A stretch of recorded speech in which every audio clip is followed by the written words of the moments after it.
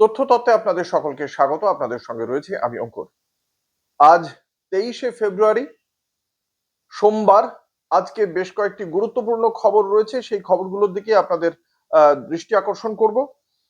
আপনারা জানেন যে গত 20শে ফেব্রুয়ারি কলকাতা হাইকোর্টকে নির্দেশ দেওয়া হয়েছিল সুপ্রিম কোর্টের পক্ষ থেকে রাজ্য সরকারের সঙ্গে নির্বাচন কমিশনের যে অভূতপূর্ব সংঘাত, সেই সংঘাত সুপ্রিম কোর্টে পৌঁছেছিল এবং তারপরে সুপ্রিম কোর্ট বলে যে 28শে ফেব্রুয়ারির মধ্যে চূড়ান্ত ভোটার তালিকা প্রকাশ করতে হবে এবং তার জন্য যা যা প্রয়োজন সেগুলো করতে হবে। এবং সেজন্য কি করতে হবে?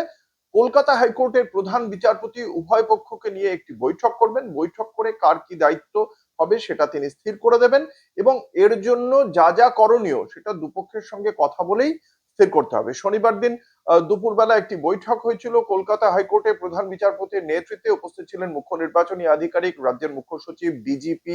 সেখানে স্থির হয়েছিল জেলা অতিরিক্ত জেলা দায়রা যারা বিচারপতি রয়েছেন তাদেরকে 23শে ফেব্রুয়ারির মধ্যে তারা জয়েন করবেন এবং তারা যে কাজটা করবেন আগামী 9 মার্চ পর্যন্ত তাদের ছুটি বাতিল এবং তারা ভোটার তালিকার এই নিবিড় যে বিশেষ নিবিড় সংশোধন হচ্ছে বা এসআইআর হচ্ছে, তো ভোটার তালিকার যে ত্রুটির যে মামলাগুলো সেগুলো যাচাই করবেন যাতে তথ্যে অসঙ্গতি সংক্রান্ত অন্যান্য যে সমস্ত রয়েছে সেগুলো মূলত তারা তার জন্য কি করণীয়, কোনটাকে গ্রান্ট করা যাবে, কোনটাকে করা যাবে না, সেই সংক্রান্ত বিষয় এই কাজটা শুরু হবে 23 তারিখ, অর্থাৎ আজকে তাদের কাজে যোগ দিতে হবে এই সমস্ত বিচারপতিদের। তারা কাজটা শুরু করবেন যাতে 28 তারিখের মধ্যে চূড়ান্ত ভোটার তালিকা বের করা যায়, প্রকাশ করা যায়।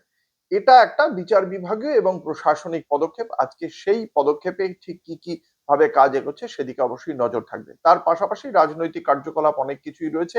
একদিকে যেমন প্রস্তুতি এগিয়ে যাচ্ছে, একদিকে যুব আড্ডার সঙ্গে সঙ্গে ভারতীয় জনতা পার্টির রথযাত্রা কর্মসূচির জন্য তারা ঘর গুছোচ্ছে, অন্যদিকে তৃণমূল কংগ্রেসের পক্ষ থেকেও তাদের একগুচ্ছ রাজনৈতিক কর্মসূচি রয়েছে, তারাও তাদের মতো করে ঘর গুছোচ্ছে।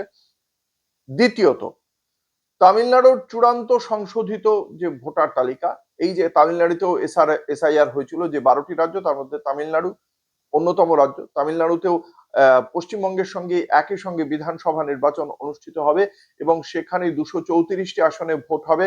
এই 234টি আসনের জন্য বিশেষ নিবিড় সংশোধনী প্রক্রিয়া চলছিল। আজকে অর্থাৎ সোমবার তামিলনাড়ুতে চূড়ান্ত ভোটার তালিকা প্রকাশ হওয়ার কথা। সেখানে কত ভোটার বাদ যাচ্ছে, কত ভোটার থাকছে, সে বিষয়টি স্পষ্ট হবে। তৃতীয়ত, আজকে ঝাড়খণ্ডের যে বিভিন্ন পুর কর্পোরেশন রয়েছে, 9টা পুর কর্পোরেশন রয়েছে, রাঁচি সহ 20টা নগর পরিষদ রয়েছে এবং 19টা নগর পঞ্চায়েত রয়েছে, সব মিলে 48টা নগর যে স্থানীয় পুর প্রশাসন, সেই পুর প্রশাসনের জন্য ভোট গ্রহণ। এর জন্য প্রায় 1042টি ওয়ার্ডে ভোট গ্রহণ রয়েছে, যেটাকে কেন্দ্র করে ঝাড়খণ্ডে সাজো সাজো রব কতটা মানে সুষ্ঠুভাবে এই নির্বাচন হয় সেদিকে নজর রয়েছে। আজকে মহারাষ্ট্রের বিধানসভা এবং বিধান পরিষদে বাজেট অধিবেশন শুরু হচ্ছে। অধিবেশন চলবে 25শে মার্চ পর্যন্ত এবং এই প্রথম দিন রাজ্যপাল ভাষণ দেবেন। এই এমন একটা মানে মহারাষ্ট্রের বিধানসভার ইতিহাসে এবার কোনো কক্ষেই, অর্থাৎ বিধানসভা বা বিধান পরিষদ কোনো কক্ষেই বিরোধী রাজনৈতিক দলগুলো মোট আসনের 10% পায়নি। ফলে কোনো বিরোধী রাজনৈতিক দলকেই সেই কক্ষে তাদেরকে বিরোধী রাজনৈতিক দলের আখ্যা দেওয়া যায়নি। ফলে বিরোধী রাজনৈতিক দল এই তকমা ছাড়া এই বাজেট অধিবেশন শুরু হচ্ছে, এটা ঐতিহাসিক ঘটনা। এটা এর আগে কখনো ঘটেনি, প্রথমবার হচ্ছে।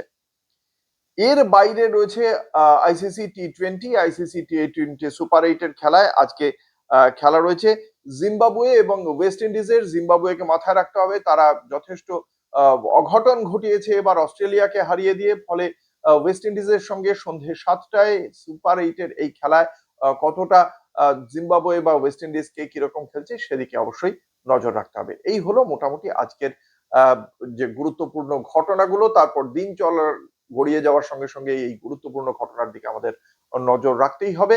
একদিকে যেমন আমরা অবশ্যই দেখব যে ইরানে যে ছাত্র বিক্ষোভ শুরু হয়েছে ইরানের খামেনেইয়ের প্রশাসনের বিরুদ্ধে, সেটা কিরকম এগোয়।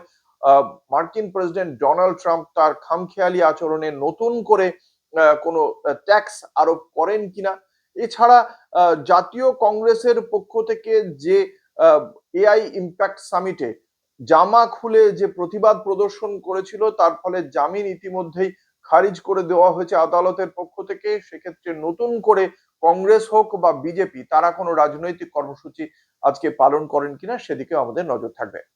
এখন এ পর্যন্তই। আমার প্রতিবেদন যদি আপনাদের ভালো লাগে তাহলে লাইক করুন, সাবস্ক্রাইব করুন। নমস্কার।